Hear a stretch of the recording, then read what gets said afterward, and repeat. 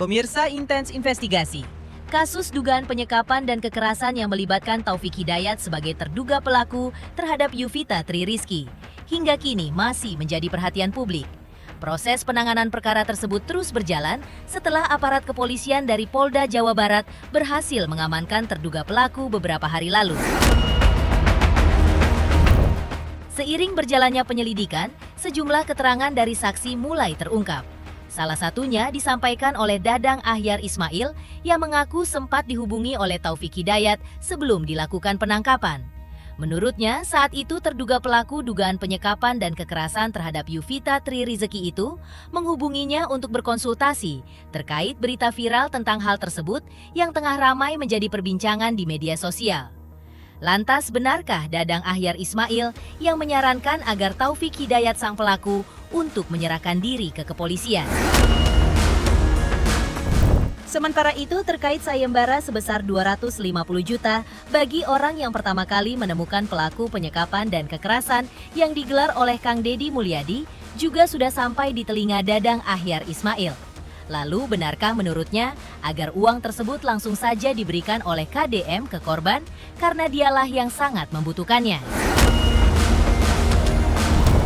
Pemirsa, bersama Intens Investigasi, kami hadirkan kabar terkini, terpercaya, dan teraktual. Tetapi sebelumnya jangan lupa untuk like, subscribe, dan juga share channel YouTube ini.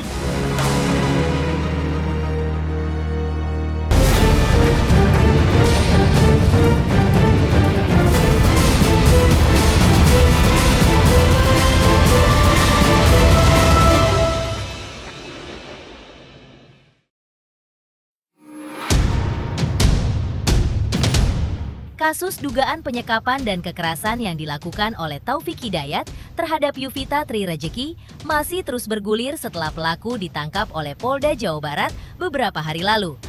Perkembangan terbaru muncul dari keterangan saksi Dadang Ahyar Ismail. Ia mengungkapkan bahwa Taufik Hidayat sempat menghubunginya untuk berkonsultasi setelah kasus tersebut ramai diperbincangkan di media sosial. Ia menjelaskan bahwa dirinya memberikan masukan agar Taufik Hidayat segera mengambil langkah yang tepat dengan menyerahkan diri kepada pihak berwajib. Ia menilai tindakan tersebut lebih baik dibandingkan harus terus menghindar atau bersembunyi dari proses hukum yang sedang berjalan. Oh iya, dengar saya dari istri, dengar. Jadi kalau memang itu benar, ada statement, kalau ada yang menyerahkan tersangka dikasih 250 juta, alhamdulillah nanti akan saya terima dan akan saya kasihkan ke korban. Jadi atau Pak KDM udahlah langsung aja kasihin ke korban gitu. Soalnya lebih membutuhkan dia, kasihan sekali. Itu sampai saya juga ngeri ngelihatnya gitu. Dan semoga korban cepat sembuh. Gitu.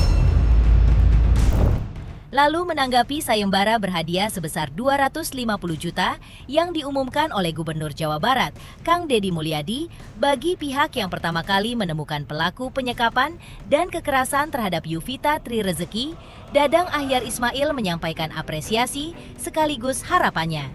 Ia menegaskan agar hadiah tersebut dapat memberikan manfaat langsung kepada korban.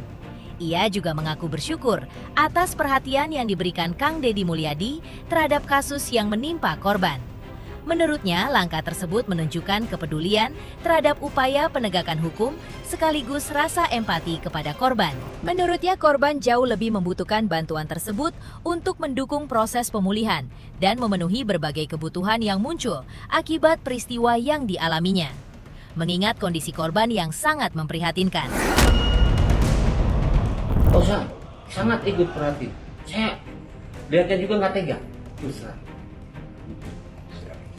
Ya mudah-mudahan statement Pak KDM sesuai dan saya mohon ke Bapak supaya diserahkan langsung ke korban. Sementara itu pihak kakak ipar korban, Melani, mengungkap dari awal dirinya sudah mempunyai feeling bahwa pelaku mempunyai perilaku yang tidak baik. Bahkan Melani juga ungkap, Yuvita Tri Rizky juga pernah dipaksa untuk membuat tato oleh si pelaku. Selain itu, Melani juga gungkap kalau pelaku kerap memukul korban menggunakan benda tumpul seperti helm, kursi, bahkan sampai pentungan besi. Bahkan kerap juga memukul korban dengan tangan kosong. Di sisi lain, kakak ipar korban Melani juga mengucapkan terima kasihnya karena banyaknya masyarakat yang turut berpartisipasi dalam kasus adiknya. Salah satunya pengacara senior Hotman Paris yang berhasil mengumpulkan penggalangan dana sebesar 1,3 miliar. Bahkan kakak ipar sampai terharu dan menangis atas perhatian masyarakat semuanya. Tak hanya itu, Melani juga menyampaikan bahwa dana dari KDM sudah diterima keluarganya usai diadakannya sayembara kemarin. Tak lupa ucapan terima kasih pun disampaikan oleh Melani. Nggak terlalu kenal sih, tapi sekilas ngelihat di foto sih memang saya udah punya feeling kalau dia tuh jelek laki-laki. Maksudnya bukan jelek, laki-laki yang nggak baik gitu maksudnya. Dan terus terkait tato, ya dia dipaksa untuk bertato. Pengakuan korban sih seperti itu. Setelah harta dia habis, harta si korban habis, barulah penyiksaan ini mulai ada. Kalau menurut pengakuan korban katanya dipukul berkali-kali dengan benda tumpul seperti helm, kursi, terus pernah juga sama pentungan besi katanya gitu.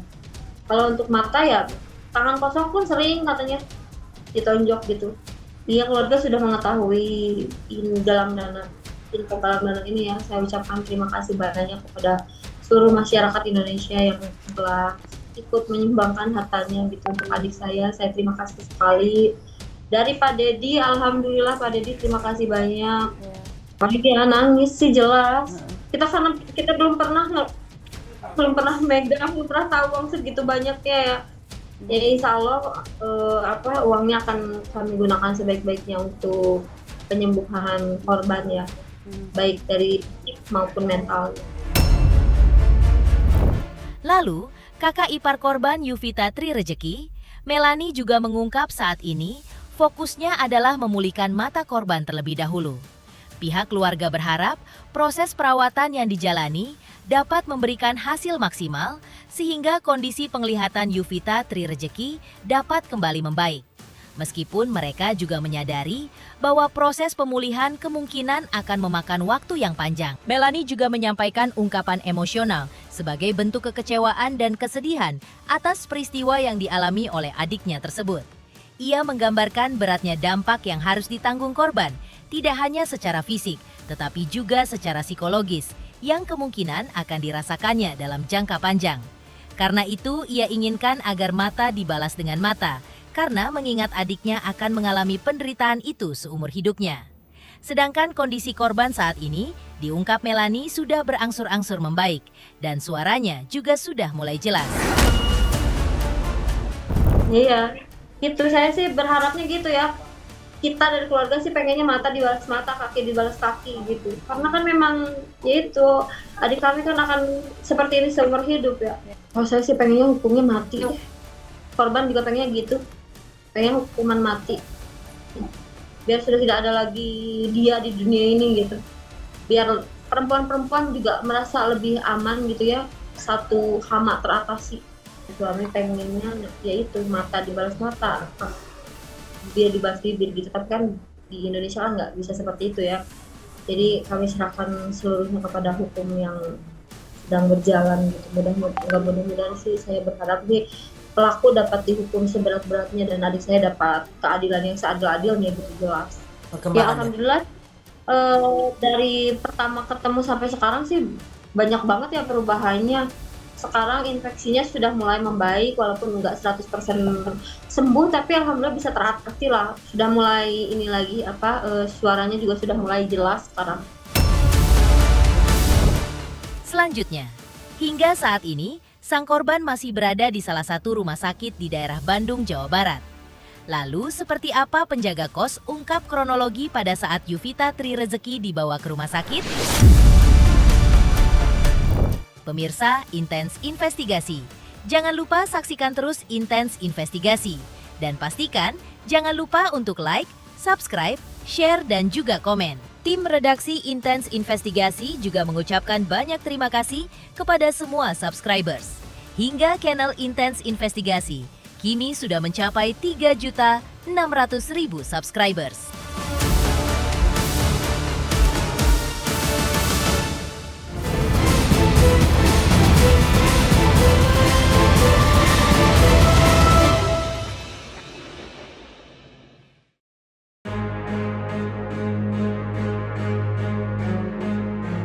Sebelumnya, pihak penjaga kos juga mengungkap detik-detik saat Yuvita Tri Rejeki dibawa ke rumah sakit usai alami dugaan tindakan kekerasan oleh sang kekasih Taufik Hidayat. Peristiwa tersebut menyita perhatian, terutama setelah penjaga kos tempat korban tinggal mengungkap sejumlah kejanggalan saat korban dibawa ke rumah sakit. Menurut keterangan penjaga kos yang diketahui bernama Reza, Yuvita Tri Rejeki telah tinggal di kos tersebut selama kurang lebih 3 bulan. Selama periode itu, korban beberapa kali diketahui berpindah tempat tinggal sebelum akhirnya menetap di kos yang ia jaga. Reza menuturkan bahwa dugaan kejanggalan mulai muncul ketika korban datang ke instalasi gawat darurat atau IGD rumah sakit. Namun menurut Reza, pria tersebut menunjukkan sikap yang tidak biasa. Ia disebut enggan mendampingi korban secara langsung saat proses penanganan medis berlangsung. Reza mengaku merasa ada sesuatu yang tidak wajar dari hubungan keduanya, terutama dari cara pelaku bersikap saat situasi darurat terjadi, di mana si pelaku tidak mau menemani dan tidak mau mengaku sebagai kekasih atau pasangan dari Yuvita Tri Rejeki. Jadi dia tuh minta bantuan, suruh ngantar ke rumah sakit. Isinya si Taufik itu minta bantuan berangkat dari rumah sakit dari kosan ke rumah sakit Ujung Berung tuh jam 7-an lah, berangkat ke rumah sakit Ujung Berung gitu kan. Habis itu nyampe UGD, yang anehnya tuh si Taufik tuh kan minta diantar, cuman yang harus namanya kan si Taufik harusnya sebagai suami, cuman yang jadi kejanggalannya tuh si Taufik tuh nggak mau mengaku sebagai suami gitu kan, Mbak. Jadi malah nyuruh gitu kan, nyuruh saya mengaku sebagai saudaranya, itu awal dari UGD Ujung Berung gitu kan. Si pasien tuh kan nggak tahu pas berangkatan dari awal dari sini, nggak tahu keadaannya seperti apa, cuman pas udah dibawa luka sama dokter tuh baru ketahuan wajah sama keadaannya tuh ya parah banget, memprihatinkan lah gitu, ngeri lah liatnya juga gitu. Nah habis itu kata dokter dari rumah sakit Ujung Berung tuh disuruh harusnya dibikin rujukan, harus mengarah ke rumah sakit Hasan Sadikin gitu. Tak hanya itu, penjaga kos juga menyampaikan perilaku Taufik Hidayat selama tinggal di kosan. Menurut keterangan penjaga kos Reza, selama tinggal di tempat tersebut, Taufik Hidayat disebut beberapa kali menunjukkan sikap yang kurang kooperatif dalam berinteraksi dengan penghuni lain maupun pengelola kos. Selain itu, seorang penghuni kos bernama Andi juga sempat mengeluhkan terkait perilaku sehari-hari dari si pelaku. Andi sempat menyebut bahwa pelaku diduga kerap menunjukkan sikap yang arogan dan mudah tersulut emosi dalam beberapa situasi di lingkungan kos. Selain itu, Reza si penjaga kos juga mengaku beberapa kali mendengar suara benturan dari arah kamar yang ditempati oleh yang bersangkutan. Reza juga mengaku sempat menanyakan hal tersebut kepada Taufik Hidayat untuk memastikan kondisi sebenarnya. Namun setiap kali ditanya, yang bersangkutan disebut selalu memberikan alasan atau penjelasan yang berbeda-beda, sehingga tidak ada kepastian mengenai penyebab suara yang terdengar tersebut. Awalnya sih pas 1 bulan tuh dia di sini biasa aja gitu kan. Cuman kesininya tuh makin gak jelas, maksudnya gak jelas tuh kayak bikin masalah lah gitu kan. Arogan, ceritanya gini.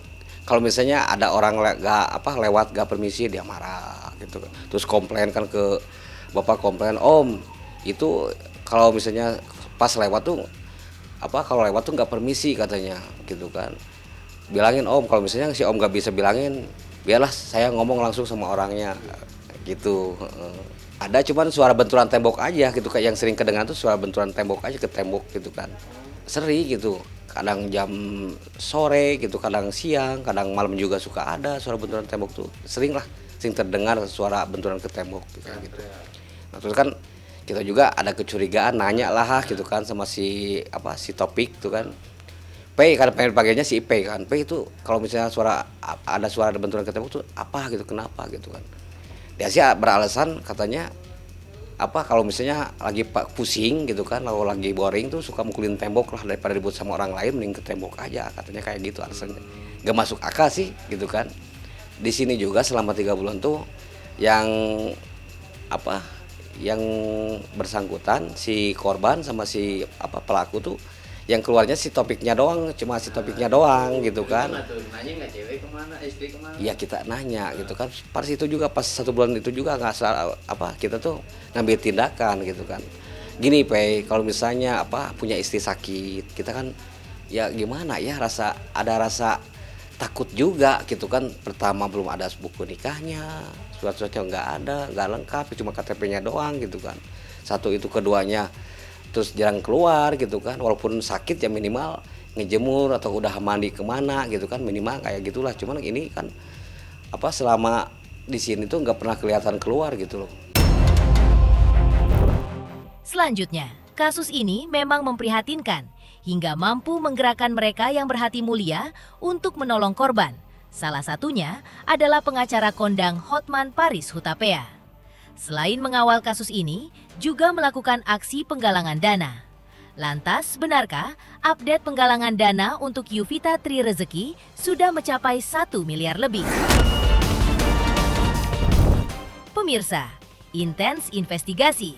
Jangan lupa saksikan terus Intens Investigasi dan pastikan jangan lupa untuk like, subscribe, share, dan juga komen. Tim redaksi Intens Investigasi juga mengucapkan banyak terima kasih kepada semua subscribers.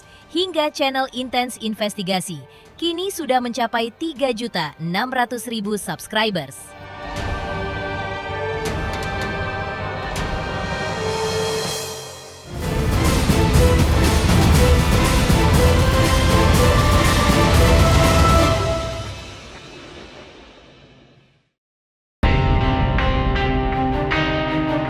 Pengacara senior Hotman Paris Hutapea kembali menjadi sorotan publik setelah memperbarui informasi terkait penggalangan dana untuk korban Yuvita Tri Rezeki.